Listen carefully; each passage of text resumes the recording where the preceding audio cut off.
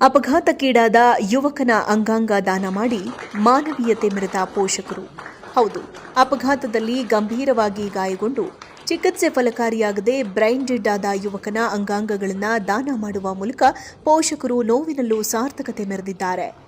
ಚನ್ನರಾಯಪಟ್ಟಣ ತಾಲೂಕಿನ ಸಾಗತವಳ್ಳಿ ಗ್ರಾಮದ 35 ವರ್ಷದ ಯೋಗೇಶ್ ಎಂಬುವವರೇ ಅಂಗಾಂಗ ದಾನ ಮಾಡಿದ ಯುವಕ. ಸಾಗತವಳ್ಳಿ ಗ್ರಾಮದ ನಂಜಮ್ಮ ಹಾಗೂ ನಂಜುಂಡೇಗೌಡ ಅವರ ಪುತ್ರ ಯೋಗೇಶ್ ಕಳೆದ 6 ದಿನಗಳ ಹಿಂದೆ ಸಂಭವಿಸಿದ ರಸ್ತೆ ಅಪಘಾತದಲ್ಲಿ ಗಂಭೀರವಾಗಿ ಗಾಯಗೊಂಡಿದ್ದರು. ತಕ್ಷಣವೇ ಅವರನ್ನ ಹಾಸನದ ಖಾಸಗಿ ಆಸ್ಪತ್ರೆಗೆ ದಾಖಲಿಸಲಾಗಿತ್ತು. ಅಲ್ಲಿಂದ ಹೆಚ್ಚಿನ ಚಿಕಿತ್ಸೆಗಾಗಿ ಹಾಸನ ವೈದ್ಯಕೀಯ ವಿಜ್ಞಾನಗಳ ಸಂಸ್ಥೆ ಹಾಗೂ ಬೆಂಗಳೂರಿನ ಖಾಸಗಿ ಆಸ್ಪತ್ರೆಗೆ ಕರೆದೊಯ್ಯಲಾಗಿತ್ತು. ಆದರೆ ಆರೋಗ್ಯ ಸ್ಥಿತಿ ಚಿಂತಾಜನಕವಾದ ಕಾರಣ ಮತ್ತೆ ಅವರನ್ನ ಹಿಂಸಾಸ್ಪತ್ರೆಗೆ ದಾಖಲಿಸಲಾಯಿತು. ಇದನ್ನು ಪರಿಶೀಲಿಸಿದ ವೈದ್ಯರು ಯೋಗೇಶ್ ಅವರ ಮೆದುಳು ನಿಷ್ಕ್ರಿಯಗೊಂಡಿದೆ ಎಂದು ಅಧಿಕೃತವಾಗಿ ಘೋಷಿಸಿದರು. ಮಗನನ್ನ ಕಳೆದುಕೊಂಡ ದುಃಖದ ನಡುವೆಯೂ ಆತನ ಅಂಗಾಂಗಗಳು ಮತ್ತೊಬ್ಬರ ಜೀವ ಉಳಿಸಲಿ ಎಂಬ ಉದಾತ್ತ ಉದ್ದೇಶದಿಂದ ಪೋಷಕರು ಅಂಗಾಂಗ ದಾನಕ್ಕೆ ಒಪ್ಪಿಗೆ ನೀಡಿದರು.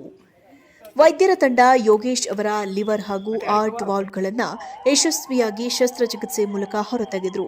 ಈ ಅಂಗಾಂಗಗಳನ್ನು ತುರ್ತಾಗಿ ಮೈಸೂರಿನ ಖಾಸಗಿ ಆಸ್ಪತ್ರೆಗೆ ತಲುಪಿಸಲು ಪೊಲೀಸರು ಝೀರೋ ಟ್ರಾಫಿಕ್ ವ್ಯವಸ್ಥೆಯನ್ನ ಮಾಡಿದರು.